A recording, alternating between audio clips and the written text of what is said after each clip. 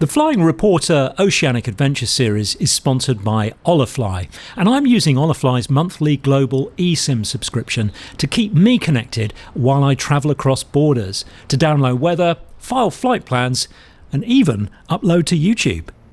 Pan.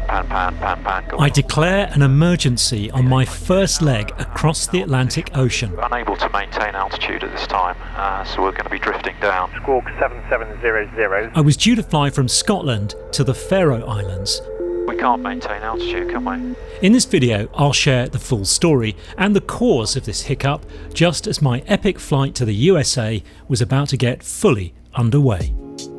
Hi folks, I'm John. I'm a private pilot from England. I'm a former television reporter and producer, and now I'm a GA YouTuber. I'm not a great pilot, I'm an average pilot. I've been flying about 12 years, and as well as not being a particularly great pilot, I'm rubbish when it comes to the kind of mechanical things, the engineering things. I've never been good at that stuff. I appreciate that a lot of you will have great expertise and knowledge in these things. That's not me. I'm a pretty average guy here. Now, I've been wanting to cross the Atlantic in my Aero for quite some time. It's been a dream of mine pretty much ever since I started learning to fly, to go over to the States. And so for 2 years now, I've been planning this mission. I had set off on the 23rd of May from England up to Scotland. I'd overnighted in Aberdeen in Scotland, and this was the next day, and I was due to fly from Scotland to Vaggar in the Faroe Islands, and that was our first major water crossing, 200 miles over the ocean with nowhere else to land other than Vaggar. If there's a problem, I'd have to come back to Scotland. So it was a pretty critical flight. So let's jump into the flight and see what went wrong. Because this was a long ocean crossing, I'm putting on my survival gear.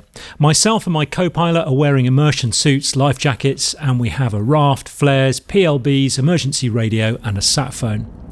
My aircraft is a 1977 Piper Turbo Arrow 3.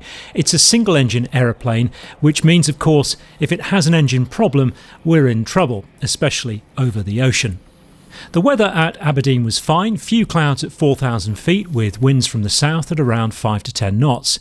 There was a weak warm front for us to pass through to the north of the British Isles. It was due to be a little breezy on arrival at the Faroe Islands, with scattered or broken cloud at around 1,000 feet. The significant weather charts didn't highlight any hazards. Runway 16, wind 1605, clear takeoff. Clear takeoff, runway 16, Golf Bravo Mike Victor. Takeoff was uneventful, and even though there wasn't any mountain wave forecast on our route, we did comment on the shape of some of the low clouds as we climbed out. Bit of lenticular look. Well, it's not very strong, but yeah.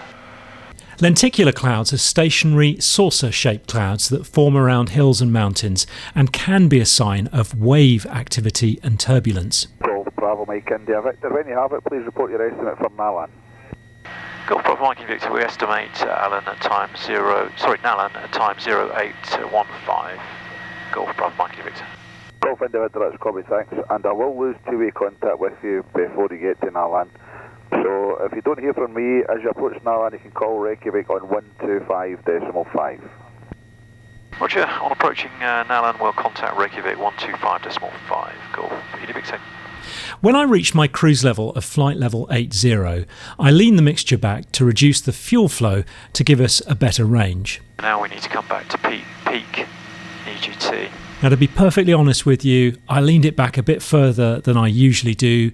I was concerned that I wanted as much endurance as I could. I wanted to have enough fuel so that I could try and come back to Scotland if I had any problems landing in Vaggar. Don't want to come back much more than that. CHT is coming back now. Direction indicator is aligned. There we are, we're in the cruise. Right. Around this point, I noticed that the engine was running a little rough. The engine's complaining a little bit, it's a little bit rough. Leaning it that far is quite, asking quite a lot of it really. I've just richened it a bit. Enriching the mixture a little seemed to do the trick at first, and the engine was purring along quite nicely, but then a few minutes later it complained again. It's a little bit rough still. I haven't got tuned injectors, and that's why it's a bit rough when you go lean. Okay. I mean, I can lean, just go a bit more rich. So I enriched a little bit more and we took a really good look at the engine parameters. My co-pilot Yanez was already keeping a record of everything for me every 30 minutes or so. Everything looked good. A couple of the cylinders were a little hotter than the others, but everything was in a safe and comfortable range. Switching tanks to the left tank. But then about 20 minutes later, just before we coasted out from Scotland's far north, I changed fuel tanks and very soon afterwards I noticed a drop in manifold pressure. Slight drop in power there. And we were also having some airspeed fluctuations, which I put down to changes in the wind and air temperature. Yeah, we got change in wind direction. You see, well, our ground speeds our airspeeds come back as well. Oh yeah. Hang on a minute. But then the speed decayed quite considerably, lower than 90 knots, and the autopilot pitched up to try and maintain our flight level. We stow the camera. Yeah. It's possibly just a bit of wind shear. Yeah. But we had a drop in power accompanying it, didn't we? Drop in the Victor, that should just lead in controlled airspace now. It's a traffic service reduced against transponding aircraft only due to radar coverage. Roger, traffic service reduced. Golf, Bravo Mike India Victor. Airspeed's come up a little bit. Thing is, you're overthinking it, aren't you? Because you're about to head out over water, so everything is like, I've got a caution alarm, I've got high CHTs. Just wanna, that's quite high CHTs, isn't it? Let's go mixture rich. Was it 380s when it starts alarming? Yeah, what was it last review? CHCs were 353, 316, 314, 316, 260, 275. We've got one particularly high CHT on Sentinel 1. 353 half an hour ago. Let's just see if mixture rich sorts that. Oh, we've got really low airspeed now. Oh yeah. Still over land. Scottish Golf India Victor. Golf India Victor, back to message. We're having some performance problems. I don't think Wick is open at the moment. Where's my nearest from here? Is that going to be Kirkwall? Golf India Victor, it may well be. I'll just give them a quick call to see if they're open, and if they are, would you like to divert to them? Yeah, a firm. I might even accept Wick in an emergency, of course, Golf India Victor. Golf India Victor, that's all copied, and at this time, are you declaring an emergency? Negative, Golf India Victor. Roger. I don't particularly want to go over water. No, airspeed's This is up really to bad. 88. We can't maintain altitude, can we? Why would that be the case? I don't know. Engine performance. And Golf India Victor. We're pan, Golf Bravo Mike India Victor. PA 28 Arrow. I think you know our position. We're approximately 12 miles northwest of Wick. Altitude, correction, flight level 80. Unable to maintain altitude at this time, so we're going to be drifting down. I think I'm going to be turning back towards Wick at this time. Golf India Victor, 2 POB. Golf India Victor, that's all copied. Squawk 7700, and I will try and get hold of Wick. Golf India Victor. We're mixture rich now. CHTs have come down, but we've just not got the performance, have we? So I just want to give you an insight into what's going on and my decision making up until this point. We'd had a few things happen in succession that had led me to conclude we had some kind of problem. We'd had some rough running engine. That I concluded was as a result of the engine being leaned back a bit too far. And I solved that by re-enriching the mixture. The engine had been running fine for about 20 minutes. I changed fuel tanks, and not long after we had a drop of about an inch or two in manifold pressure, which was a bit weird.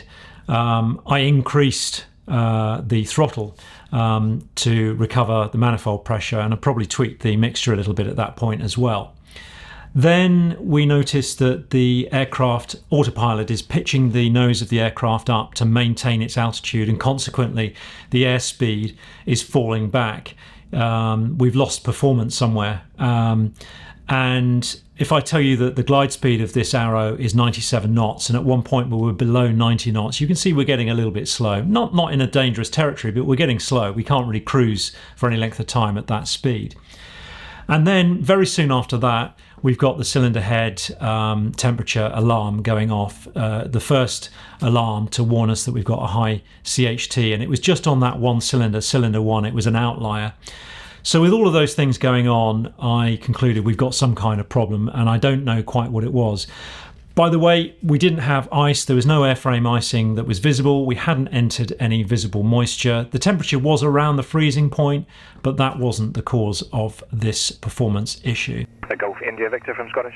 Golf India Victor. The Golf India Victor, no luck in getting hold of anyone at Wick, but we did get hold of someone at Kirkwall. So just confirm please, would you still intend on landing at Wick, or would you prefer Kirkwall? So while I'm still in glide range of Wick, we're just going to sort of head in that direction for the time being, and I will come back to you on the divert Golf India Victor. India Victor, roger. Where's the next nearest? Kirkwall, so we kind of want the weather for Kirkwall, Echo Golf Papa Alpha, and Scottish Golf India Victor. What's The this Golf India Victor, fast message. do you have the weather for Kirkwall, Golf India Victor? Golf India Victor, I can get that for you now. Sure. We'll stay here until we know what the weather's like at Kirkwall. Yeah, sure. Are you okay? Yeah, all good. Okay. Let me know if you need me to Golf do India anything. Victor, have the weather here for Kirkwall when you're ready. Go ahead, Golf India Victor.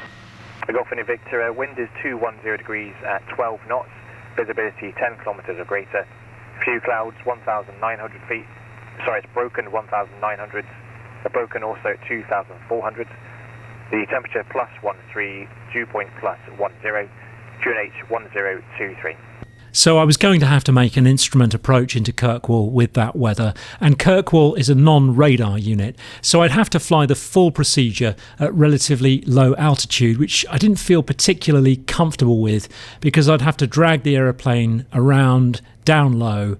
So I'm thinking now, am I going to go to Wick, or is there somewhere else I can get to, another airfield with a radar unit, and make a much safer approach, maintaining an altitude high up for as long as I can.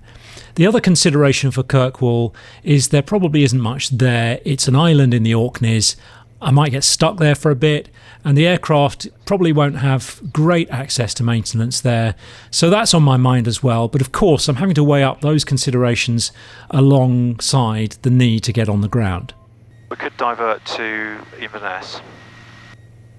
Yeah, be better for We'll stay over land. Apologies from Golf India Victor. Are you able to get the weather at Inverness, please? Golf India Victor, A firm, stand by. Everything seems to be stable again. Was it just enriching the mixture then? Well, that seems to have done the trick, doesn't it? Yeah. Golf India Victor, have the weather here for Inverness. Go ahead, Golf India Victor. Golf India Victor, wind is 230 degrees at 12 knots, visibility 10 kilometres or greater, few clouds 2,800, scattered 3,500, temperature +14, dew point +11, QNH 1025, and are on runway 23. Roger, I think what we're going to do is we're going to divert to Inverness. Golf India Victor, roger, and what's your current heading please? Current heading is 240 degrees, Golf India Victor. Golf Victor, roger, and if you can maintain a heading of 230 degrees initially. Maintain heading 230 degrees, Golf India Victor. Inverness is quite a long way away, but I feel that the aircraft is now operating just fine. Inverness will have much better options, I'm guessing, for maintenance. It has a radar unit, a full fire service. It's on the mainland, so hospitals are within easy reach and so on. I just felt like that was the safest option. The weather there was a little better as well. We'll see how everything turned out in a minute, and I'll let you know what I think caused this issue. But first, let me thank this episode's sponsor, AOPA UK. I'm a member of AOPA UK because it's an organisation that is there for me should anything go wrong. They offer legal advice, they can help me out if I get into any bother with the regulator, for instance. I recently got some charges through from NATS for some airspace that I transited through, and I was able to call up AOPA and they could advise me on whether or not I was liable to pay those charges. They have a magazine and an email newsletter that keeps me up to date with all the current news and issues that are going on. And they they offer discounts on things like insurance products, pulleys. They have cut price ForeFlight, Jeppesen and Safe Sky subscriptions, cheap handling with Signature as well. But the main reason why I'm an AOPA UK member is that it's an organisation that is advocating for GA. They kind of have a hotline to lawmakers and regulators and can make sure that they're banging the drum for our interests and helping preserve our freedoms to fly. I'd love it if you became an AOPA member as well, and I can offer you a 25% discount on your AOPA membership if you use my special link that's on the screen and in the video description. How are you feeling? Yeah, I'm okay. You all good? Yeah. I want to know if it was the mixture or if it's... I think it probably was. You know, it was complaining a bit, wasn't it? Yeah. It's a little bit rough. So as things have settled down, Yanez and I continue to review the diagnosis we made and review the plan we've actioned almost in the style of the T-DODAR mnemonic that they use in commercial aviation. And it was while doing this that we considered another potential cause of our problems, mountain wave. There was none in the forecast or on any of the SIGMETs, and we were miles and miles actually from the nearest significant peaks, but the upper winds were quite strong today. Then with the airspeed could be wind shear. We had nearly a 50 knot crosswind component, I think. It could have been some rotor over the mountains. Yeah, maybe. And we should have done a T-DODAR time. How much time have we got? D-diagnose. The first thing, we should have questioned the diagnosis. We didn't think about rotor, did we? We didn't think about mountain wave. Our options were, well, we were near Wick, so we stayed within range of Wick, even though they're closed. I was reasonably confident I could get down on a runway, and rather that than somewhere over the sea. Well, for sure. Kirkwall, we had the option of Kirkwall, but the weather wasn't great there, broken at 19. We weren't in gliding range, were we, as well? We weren't in gliding range. Leave the gliding range of Wick. We'd be over water. Yeah. Well, there's a few islands and things. Yeah. And we'd also have been stuck in a remote island. Yeah. Without any support, and then everything's stabilised. Everything now is normal. Yeah. So we feel confident in diverting to Inverness. T-DODAR A. Forgot what the A are. The A is for T-DODAR. Diagnose. Action the plan. So we actioned the plan. Yeah. Now we're reviewing the plan. So we've everything is back to normal. So we kind of did a T-DODAR. Yeah. But we didn't do it by the book. Yeah. Is there anything else we can do? Any suggestions from you? I can't think of anything else that we could do. Okay. So here's what I think happened here. The start of the problems was overleaning, a very simple pilot error. I'd overleaned it. I'd recognised that and I'd re-enriched it. That was fine. But what it had done, it had planted a seed in my head that we might have a bit of engine roughness, a bit of engine trouble. And then when we had other symptoms down the line, it just confirmed that diagnosis wrongly. You know, we had the high CHT alert, we had the drop in manifold pressure, and then the drop in performance. We weren't able to maintain altitude.